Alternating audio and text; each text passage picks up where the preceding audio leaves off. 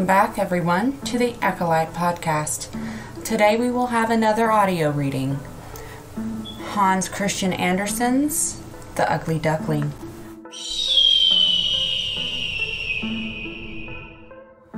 It was so beautiful out on the country. It was summer. The wheat fields were golden, the oats were green, and down among the green meadows the hay was stacked. There the stork minced about on his red legs, cackling away in Egyptian, which was the language his mother had taught him. Round about the field and meadowlands rose vast forests, in which deep lakes lay hidden. Yes, it was indeed lovely out there in the country. In the midst of the sunshine there stood an old manor house that had a deep moat around it. From the walls of the manor right down to the water's edge, great burdock leaves grew, and there was some so tall that little children could stand upright beneath the biggest of them. In this wilderness of leaves, which was as dense as the forest itself, a duck sat on her nest, hatching her ducklings. She was becoming somewhat weary, because sitting in such a dull business, and scarcely anyone came to see her. The other ducks would much rather swim in the moat than waddle out and squat under the burdock leaf to gossip with her.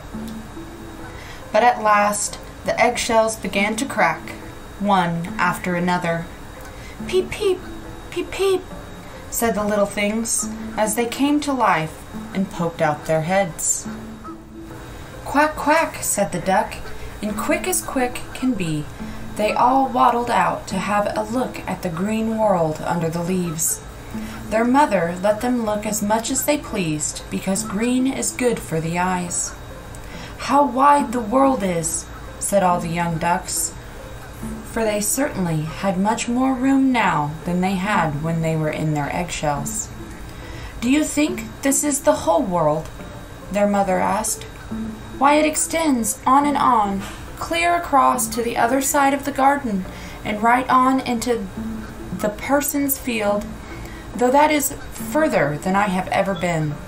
I do hope you are all hatched," she said as she got up. "No, not quite all.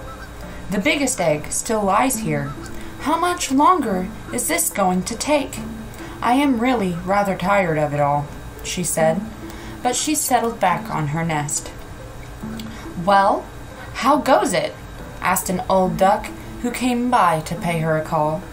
"It takes a long time with that one egg," said the duck on the nest. "It won't crack, but look at the others. They are the cutest little ducklings I have ever seen. They look exactly like their father, the wretch. He hasn't come to see me at all." "Let's have a look at the egg that won't crack," the old duck said. "It's a turkey egg. You can take my word for it. I was fooled like that once myself. What trouble and care I had with those turkey children, for I may as well tell you, they are afraid of the water. I simply could not get them into it. I quacked and snapped at them, but it wasn't a bit of use. Let me see the egg. Certainly it's a turkey egg. Let it lie, and go teach your other children to swim." "Oh, I'll sit a little longer. I've been at it so long already that I may as well sit here half the summer."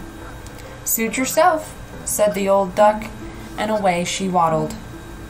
At last the big egg did crack.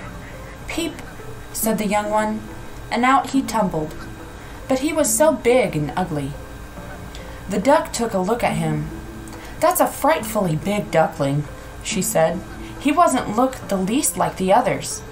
Can he really be a turkey baby? Well, well, I'll soon find out. Into the water we shall go, even if I have to shove him myself." The next day the weather was perfectly splendid, and the sun shone down on all the green burdock leaves. The mother duck led her whole family down to the moat. Splash! She took to the water. "Quack, quack," she said, and one duckling after another plunged in. The water went over their heads, but they came up in a flash and floated to perfection. Their legs worked automatically, and they were all there in the water. Even the big, ugly gray one was swimming along. "Why, that's not a turkey," she said. "See how nicely he uses his legs, and how straight he holds himself. He's my very own son after all, and quite good looking if you look at him properly. Quack, quack came with me. I'll lead you out into the world and introduce you to the duck yard. But keep close to me so that you won't get stepped on, and watch out for the cat." Thus they sailed into the duck yard, where all was in an uproar because two families were fighting over the head of an eel. But the cat got it after all. You see, that's the way of the world. The mother duck licked her bill because she wanted the eel's head for herself. "Stir your legs, bustle about, and mind that you bend your necks to the old duck over there. She's the noblest of us all, and has Spanish blood in her. That's why she's so fat. See the red rag around her leg? That's a wonderful thing, and the highest diction a duck can get. It shows that they won't let her loose, and that she's to have special attention from man and beast. Shake yourselves. Don't turn your toes in. A well-bred duckling turns his toes way out, just as his father and mother do, this way. So then, now duck your necks and say quack." They did as she told them, but the other ducks around them looked on and said right out loud, "See here, we must have this brood too, just as if there weren't enough of us already. And fie, what an ugly-looking fellow that duckling is!" "We won't stand for him," one duck charged up and bit his neck. "Let him alone," his mother said. "He isn't doing any harm." "Possibly not," said the duck who bit him. "But he's too big and strange. Therefore, he needs a good whacking." "What nice-looking children you have, mother," said the old duck with the rag around her leg. "They are all pretty except that one. He didn't come out so well. It's a pity you can't hatch him again." "That can't be managed, your ladyship," said the mother. "He isn't so handsome, but he's as good as can be, and he swims just as well as the rest, or I should say, even a little better than they do. I hope his looks will improve with age, and after a while he won't seem so big. He took too long in the egg, and that's why his feather isn't all that it should be." She pinched his neck and preened his feathers. "Moreover, he's a drake, so it won't matter so much. I think he will be quite strong, and I'm sure he will amount to something." "The other ducklings are pretty enough," said the old duck. "Now make yourselves right at home, and if you find an eel's head, you may bring it to me." So they felt quite at home, but the poor duckling, who had been the last one out of his egg, and who looked so ugly, was piqued and pushed about, and made fun of by the ducks and the chickens as well. "He's too big," said they all.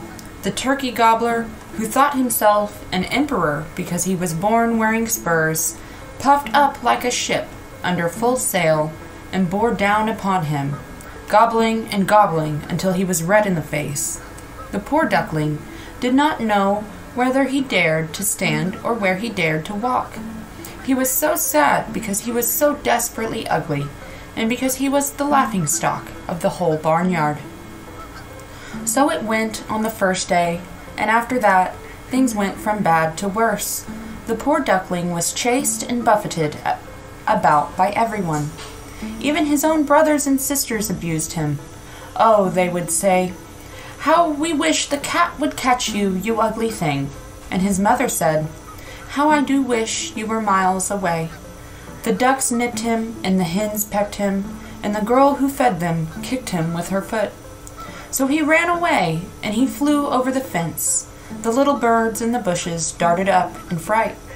"That's because I'm so ugly," he thought, and closed his eyes. But he ran on just the same until he reached the great marsh where the wild ducks lived.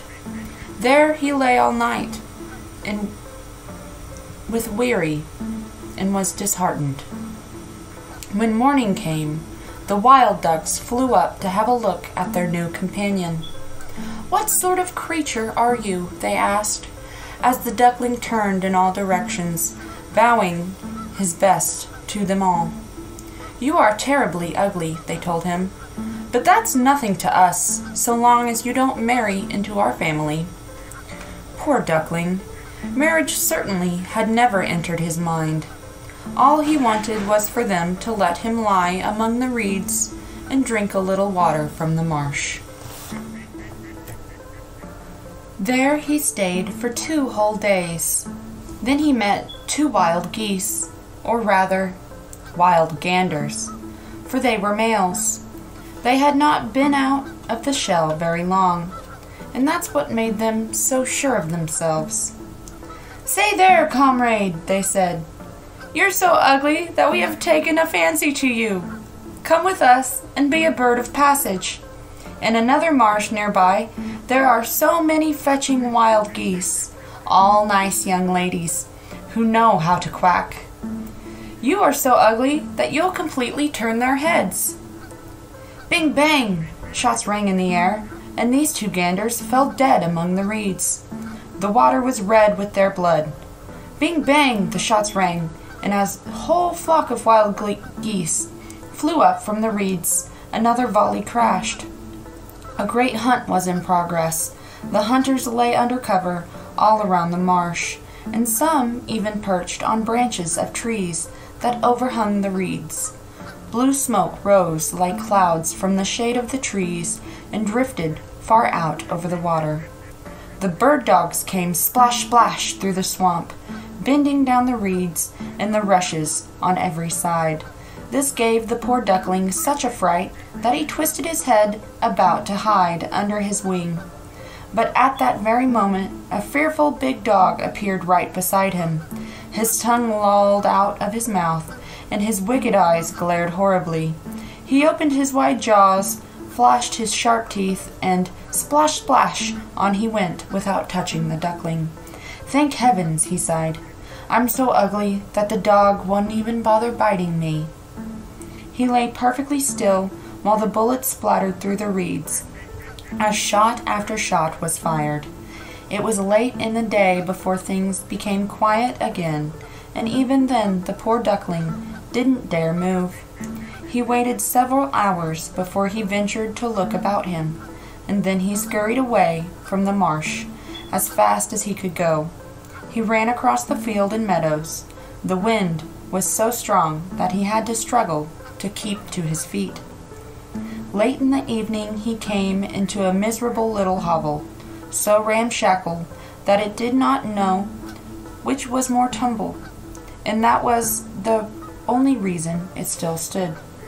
The wind struck the duckling so hard that the poor little fellow had to sit down on his tail so it would withstand. The storm blew stronger and stronger, but the duckling noticed that one hinge had come loose, and the door hung so crooked that he could squeeze through the crack into the room. And that's just what he did. Here lived an old woman with her cat and her hen.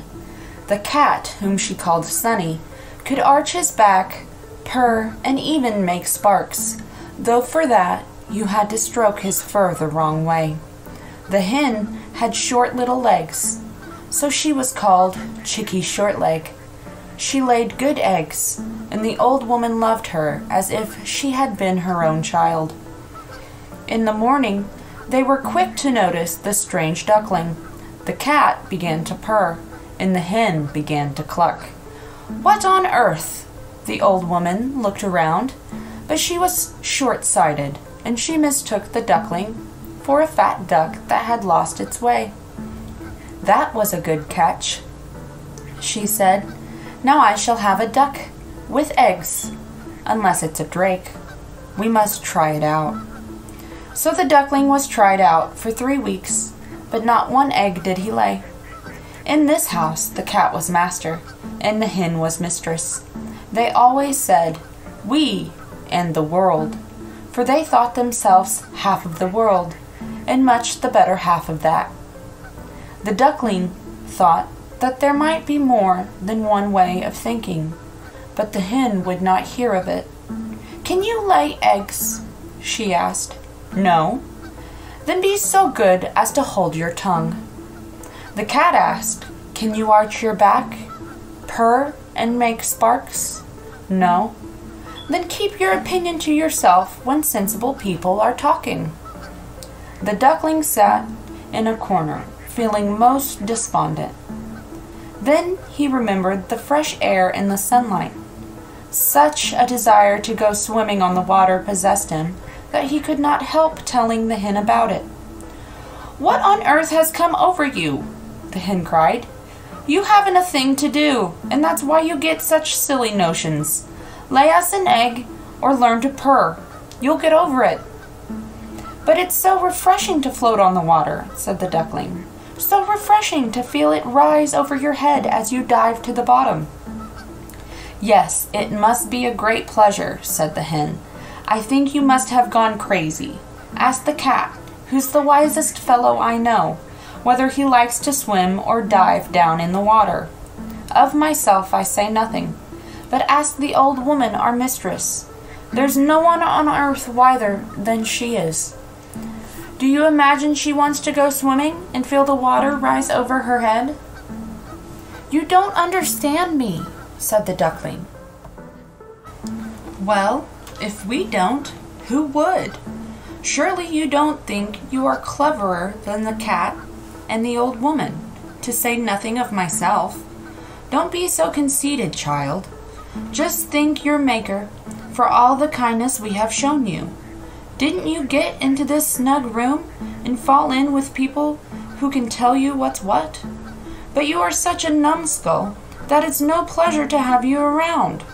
Believe me, I tell you this for your own good. I say unpleasant truths, but that's the only way you can know who your friends are. Be sure now that you lay some eggs. See to it that you learn to purr and to make sparks." "I think I'd better go out into the wide world," said the duckling. "Suit yourself," said the hen. So off went the duckling. He swam on the water and dived down in it, but still he was slighted by every living creature because of his ugliness. Autumn came on. The leaves in the forest turned yellow and brown. The wind took them and whirled them about. The heavens looked cold as the low clouds hung heavy with snow and hail. Perched on the fence, the raven screamed, "Caw-caw!" They trembled with cold. It made one shiver to think of. Pity the poor little duckling. One evening, just as the sun was setting in splendor, the great flock of large, handsome birds appeared out of the reeds. The duckling had never seen birds so beautiful. They were dazzling white, with long, graceful necks. They were swans. They uttered a very strange cry as they unfurled their magnificent wings to fly from the cold land away to warmer countries and to open waters. They went up so high, so very high, that the ugly little duckling felt a strange uneasiness come over him as he watched them. He went around and round in the water, like a wheel. He craned his neck to follow their course, and gave a cry so shrill and strange that he frightened himself. Oh, he could not forget them, those splendid happy birds. When he could no longer see them, he dived to the very bottom, and when he came up again, he was quite beside himself. He did not know what birds they were, or whither they were bound.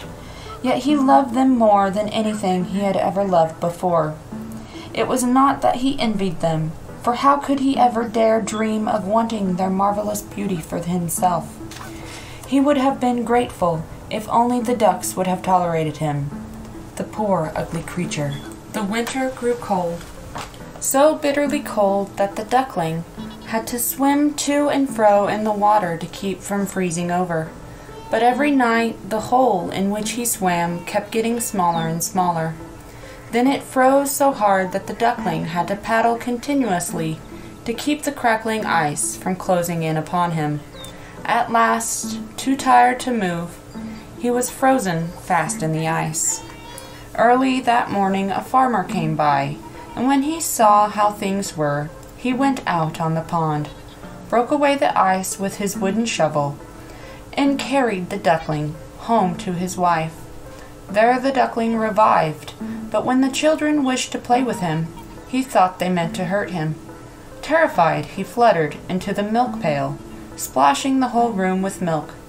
The woman shrieked and threw up her hands as he flew into the butter tub, and then in and out of the meal barrel. Imagine what he looked like now. The woman screamed and lashed out at him with the fire tongs. The children tumbled over each other as they tried to catch him, and they laughed and they shouted. Luckily the door was open, and the duckling escaped through it into the bushes, where he lay down in the newly fallen snow as if in a daze. But it would be too sad to tell of all the hardships and wretchedness he had to endure during this cruel winter. When the warm sun shone once more, the duckling was still alive among the reeds of the marsh. The larks began to sing again. It was beautiful springtime. Then, quite suddenly, he lifted his wings. They swept through the air much more strongly than before, and their powerful strokes carried him far. Before he quite knew what was happening, he found himself in a great garden where apple trees bloomed. The lilacs filled the air with sweet scent and hung in clusters from long green branches that bent over a widening stream. Oh, but it was so lovely here in the freshness of spring. From the thicket before him came 3 lovely white swans. They ruffled their feathers and swam lightly in the stream. The duckling recognized these noble creatures, and a strange feeling of sadness came upon him. I shall fly near these royal birds, and they will peck me to bits because I, who am so very ugly, dare to go near them. But I don't care. Better be killed by them than to be nipped by the ducks, pecked by the hens, kicked about by the hen-yard girl, or suffer such misery in winter. So he flew into the water and swam toward the splendid swans. They saw him and swept down upon him with their rustling feathers raised. "Kill me," said the poor creature, and he bowed his head down over the water to wait for death.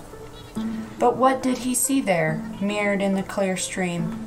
He beheld his own image, and it was no longer the reflection of a clumsy, dirty, gray bird, ugly and offensive. He himself was a swan. Being born in a duckyard does not matter, if only you are hatched from a swan's egg. He felt quite glad that he had come through so much trouble and misfortune, for now he had a fuller understanding of his own good fortune and of beauty when he met with it. The great swans swam all around him and stroked him with their bills. Several little children came into the yard to throw grain and bits of bread upon the water. The smallest child cried, "Here's a new one!" And the others rejoiced.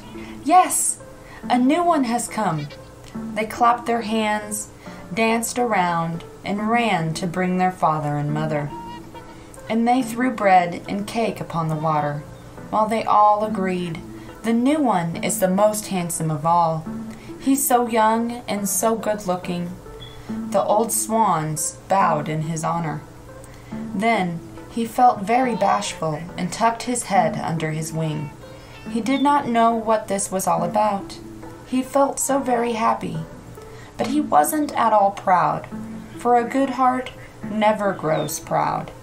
He thought about how he had been persecuted and scorned, and now he heard them all call him the most beautiful creatures of all the beautiful creatures. The lilacs dipped their clusters into the stream before him, and the sun shone so warm and so heartening. He rustled his feathers and held his slender neck high as he cried out with a full heart, "I never dreamed there could be so much happiness when I was the ugly duckling." That brings us to the end of today's reading. Be sure to leave us a like and a subscribe. Comment down below if you've enjoyed, or even if you haven't enjoyed, our readings thus far, and be sure to keep an eye out for our next video. Until next time.